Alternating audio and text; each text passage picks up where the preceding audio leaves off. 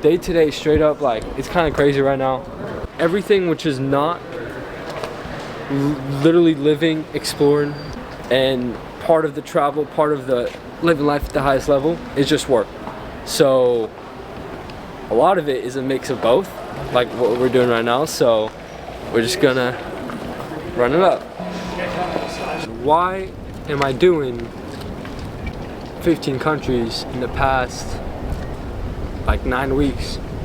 Where's my base? Where's all these questions? I'm not in vacation. I'm literally just living.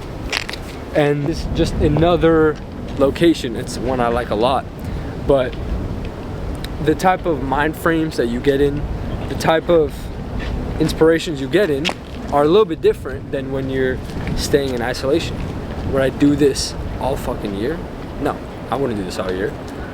Part of the year, I'm also isolating so crazy and doing nothing but working. Would I want to do that all year? No. So, straight up, I mean, lifestyle design is, I guess, something which people should think a little bit more outside the box on.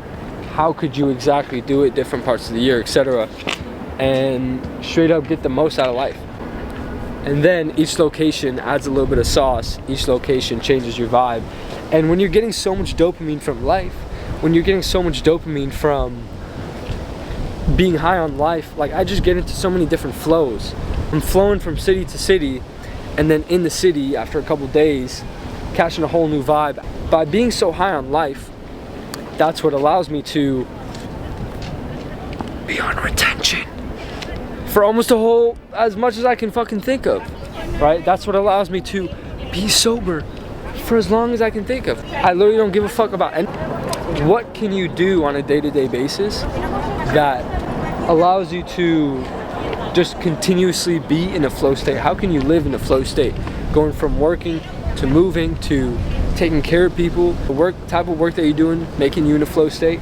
And when you continuously live your life in a flow, you feel like you're extra present, and you feel like you would not trade it for anybody else. I would not trade it for anybody else, and I wish that for everybody.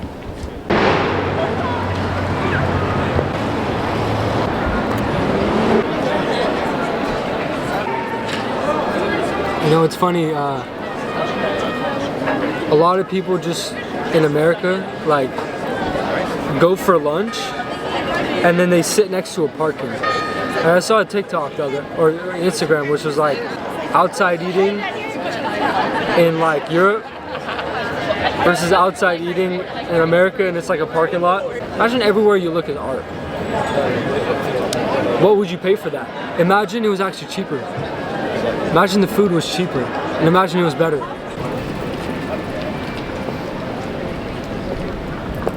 Things you can do is listen to people or go a direction towards one that isn't true to you. Understand what motivates you, understand what you want. For me, as you can tell, freedom is big, but I have fulfillment as number one.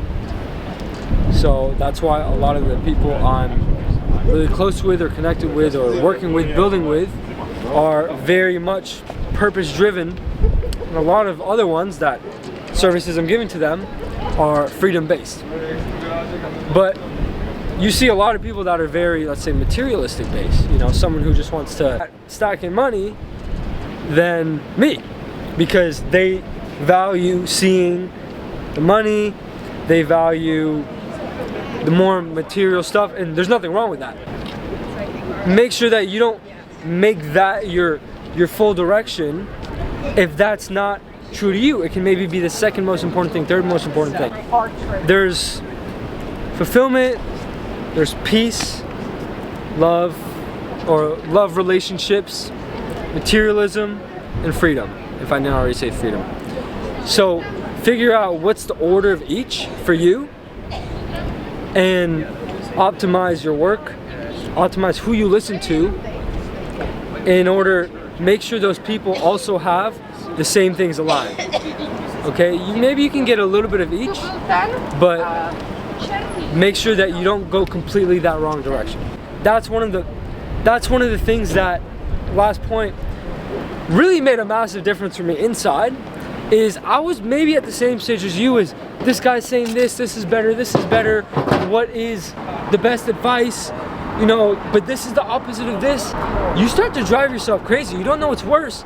And the worst part is, you're feeling guilt for doing things that might not even be bad just because one guy said it's bad, and guilt is one of the lowest emotions on the frequency chart. I really had to have people step in and give me perspective, being like, bro, what? There's the gift of giving, there's the gift of receiving. Then if you can't receive, you're gonna be able to give less. That was another complete thing that you had to go around. And now I'm helping also people a lot with those limiting beliefs around money. So I really had to have people step in and say, like, I don't know why you're thinking this way. Like, this, understand it's like your own mission. There's no right or wrongs. And especially with the social media world, you can kind of go all over the place. You gotta really have someone, and I'm not saying it has to be me, it can be anyone in your life, kind of step in and realize, okay, look, get out the outside noise, clear up the internal path, clear up your own limiting beliefs, and don't get in your own way. Because to not get in your own way, you really need someone from the outside to be able to make you realize those things. Otherwise, you can just continue to get in your own way when you think it might be helping you. So that's a major piece of advice that I honestly had to go through not too long ago. Only 6 months to a year ago, I have been kind of getting my own way with a lot of things. And then after that, it's completely helped me out a lot in my business, in my life. It's helped me help other people more, most importantly.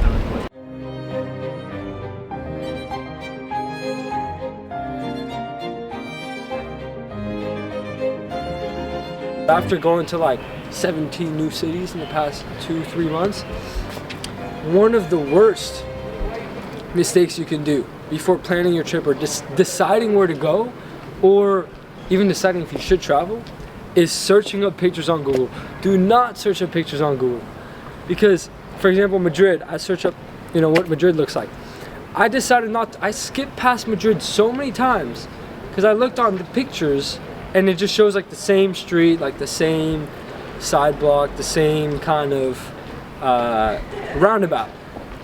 And then when I actually go there, it's like 100 times more than that. I didn't even find the roundabout. I don't even know which roundabout it was. There was like 100 times nicer things, and it just kept on going everywhere. Same thing here, same thing, bro. In Paris, one of my main towns, what are they gonna show? They're gonna show Eiffel Tower and some other shit. The same things over and over. Bro, Paris was already like the most beautifully architecturally made city before they even got gifted the Eiffel Tower. There's 1,000 times more to see than just the Eiffel Tower. I don't even like the Eiffel Tower that much. You know what I'm saying? Major travel mistake. Never rely on Google Images. I'm coaching calls right boarding the plane. I've been coaching calls anywhere. And guess what? Sometimes you bring a new layer of energy. Sometimes you're able to deliver something which you wouldn't have sitting right at home. That's the coolest part.